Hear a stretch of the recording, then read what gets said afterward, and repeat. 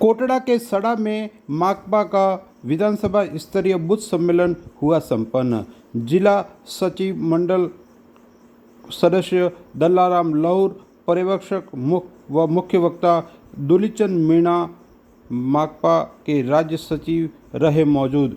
माकपा तहसील सचिव कॉमरेड जगदीश पारगी ने बताया कि माकपा ने झाड़ोल विधानसभा क्षेत्र के चुनाव तैयारी को लेकर कोटड़ा के 106 चुनाव बूथों पर गठित बूथ स्तरीय कार्यकर्ता सम्मेलन का आयोजन किया। उदयपुर प्रभारी व माकपा राज्य सचिव मंडल सदस्य दुलीचंद मीणा ने कहा कि कोटड़ा, झाड़ोल सहित उदयपुर, डूंगरपुर में कॉमरेड BL सिंघवी, नारायण मन्ना, धर्मीराम सहित कम्युनिस्ट नेताओं के संघर्ष से आदिवासियों को सम्मान मिला है। यहाँ लोगों को जीवन जीने, वनाधिकार कानून का निर्माण, महुआ गोंद की भेंट, रोजगार, तेंदुपत्ता तोड़ने के अधिकार, नदी किनारे खेती करने, पानी लेने व चौथ वसूली पर रोक लगी है। आदिवासियों को आभूषण दिलवाने, अवैध सूदखोरी पर रोक, वनों से लकड़ी लाने, शिक्षा, स्वास्थ्य जैसी बिजली सुविधा के लिए लड़े थे।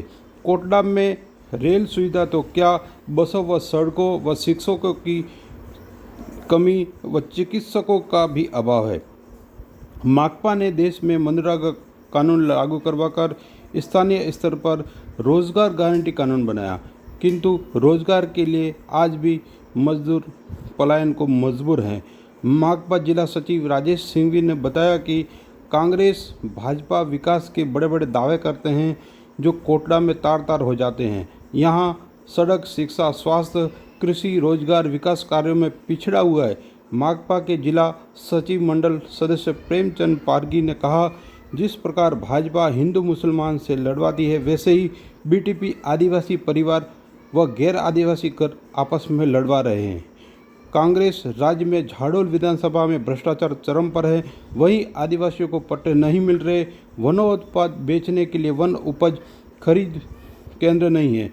माकपा के आंदोलनों व उपलब्धियों को मतदाता तक पहुंचाने, चुनाव में धन बल व शराब की बजाय वैकल्पिक राजनीति के लिए मतदाताओं को जोड़ने पर अपने अनुभव वक्ताओं ने रखे। इस अवसर पर लालू राम खेर, पूर्व सरपंच दौतड़, शंकरलाल गमार, मीनाराम गमार, किशनलाल पारगी, जीवनलाल आहारी, लक्ष्मण लाल लिम्बाराम, चंदूलाल खोकरिया, पूर्व सरपंच खाकरिया, कालूराम लौर, ज्ञानीदास, गुलजारीलाल, नाथाराम डामोर, साहेबराम डामी, जैनराम खेर, नारायणलाल पारगी, मणिलाल, राजेश उमरिया, पवन सड़ा, दालकीबाई सहित महिला, पुरुष, नौजवान, छात्र, किसान, मजदूर सहित कई कार्यकर्ता उपस्थित रहे।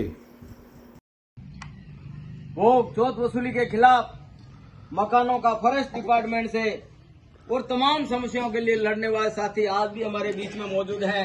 कई साथी हमारे बीच में नहीं रहे, लेकिन साथियों बड़ी गर्व की बात और फख्र होता है कि हमारे साथी आज भी वही बहादुरी और हिम्मत के साथ आज भी खड़े हैं। साथियों, कोई उनको पीछे नहीं हटा सकता, ये डिगा नहीं सकता। साथियों, ये हमारे लिए बहुत बड़ी उपलब्धि है पार्टी के लिए।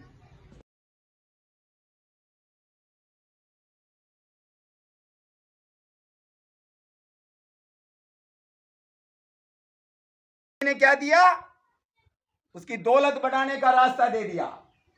और अब अडानी क्या दे रहा है, अडानी दे रहा है उसको पैसा, मोदी को।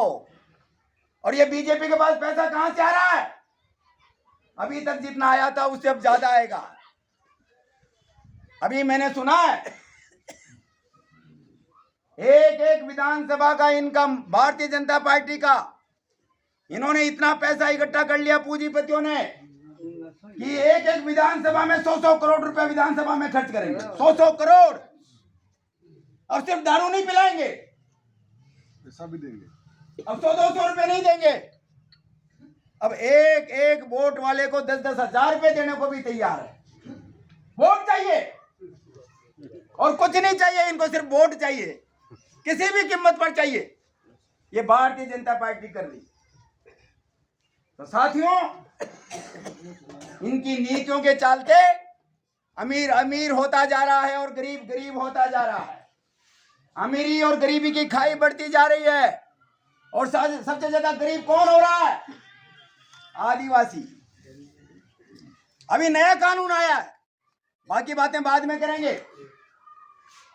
दो बातें करना चाहता हूं। हमने इस लाल झंडे की पार्टी ने, हमारी मार्क्सवादी कम्युनिस्ट पार्टी ने सिंघवी जी के नेतृत्व में, आपने सबने सुना देखा, हमने एक बात कही थी, जो जंगल की जमीन पर बैठा है उसको बाहर नहीं जाने देंगे, उसको खदेड़ने नहीं देंगे। ये जंगल है हमारा, आपका और अपने बाप का नहीं, किसी के बाप का, ये है हमारे अपने आप का। ये नारा किसने दिया? किसने दिया ये नारा? कांग्रेस ने दिया क्या? बीजेपी ने दिया क्या? आदिवासी पार्टी ने दिया क्या? नहीं, ये दिया किसने? लाल झंडे की मार्क्सवादी कम्युनिस्ट पार्टी ने। अब जब सुप्रीम कोर्ट का आदेश आ गया, आज के 25 साल पहले की बात कर रहा हूं, जब सुप्रीम कोर्ट का आदेश आ गया, इन आदिवासियों को जंगलों से बाहर निकालो जिनके पास पट्टा नहीं है, पूरे देश में लाल झंडे ने कहा मर जाएंगे लेकिन इस जंगल को छोड़ के हम नहीं जाएंगे, जंगल हमारा। नतीजा क्या निकला? 2005 में जंगलात का कानून आया कि नहीं आया? 13 दिसंबर 2005 को जो जंगल की जमीन पर बैठा है 25 बीघा तक उसका कब्जा, उसका पट्टा बनेगा, ये कानून बना। लेकिन वो कानून पूरी तरह से लागू नहीं हुआ।